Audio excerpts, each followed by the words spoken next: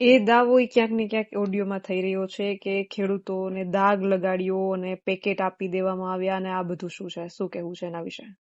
દાગ તો કોઈ પણ લગાવી શકે, કોઈને પણ જેને પણ એવું લાગતું હોય કે ભાઈ આની અંદર કઈ ખોટું થયું છે, સ્પષ્ટ મારી ચેતવણી છે, નાર્કો ટેસ્ટ પરેશ ગોસ્વામીના પણ કરવા જોઈએ. અને બીજું, સરકાર હોય, વિપક્ષ હોય કે દુનિયાની કોઈ પણ તાકાત હોય, કોઈ પણ તાકાત પાસે એ તાકાત નથી કે પરેશ ગોસ્વામીની સાથે કોઈ પ્રકારની ડીલ કરી શકે.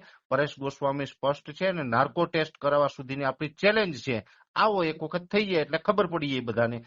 પહેલી વાત એ છે કે ગુજરાતના ખેડૂતોના જે પ્રશ્ન હતા એ પ્રશ્ન આપણે લઈને ગાંધીનગર જવાના હતા. તો ગાંધીનગર આપણે આમંત્રિત જ્યારે કૃષિ મંત્રી કરતા હોય તો એક ચાન્સ આપવો પડે. અમે જો કૃષિ મંત્રીને મળ્યા ત્યાંથી અમારું આંદોલનને પૂર્ણ કરતા હોય તો વાત અલગ છે, પણ અમારું આંદોલન પૂર્ણ નથી થયું. અમે વારંવાર કહીએ છીએ કે આ આંદોલનની અંદર આપણે એક વખત કૃષિ મંત્રીને રજૂઆત કરી છે અને આ રજૂઆત છે એ પણ સર્વાનુમતે જવાનું નક્કી થયું હતું. એમાં કિસાન સહકાર સમિતિના તમામ આગેવાનોની મિટિંગ થઈ હતી. એક વખત અમારે વિડીયો કોલથી બધાની મિટિંગ થઈ ને બીજી વખત ફિઝિકલી બધા રૂબરૂ મળી અને મારી જ ઓફિસમાં બધા રૂબરૂ મળ્યા હતા અને ઓફિસમાં મિટિંગ થઈ અને તમામ કન્વીનરોએ એવું નક્કી કર્યું કે આપણે એક ચાન્સ આપીએ, આપણે રજૂઆત કરીને જોઈ લઈએ. જો બેઠકથી પણ ખેડૂતોના પ્રશ્નો સોલ્વ થતા હોય તો ઠીક છે, નહીતર ગાંધી ચિંધ્યા માર્ગે આપણે આંદોલનને આગળ વધારીશું. એટલે આમાં કોઈ સવાલ જ નથી. અને દુનિયા છે, કદાચ કોઈને પણ જેમ ઠીક લાગતું એમ બોલી શકે, પણ મારું એટલું જ કહેવાનું છે કે અમારી જે વાત હશે એકદમ પારદર્શક હશે અને પારદર્શક કાયમી માટે રહેવાની છે.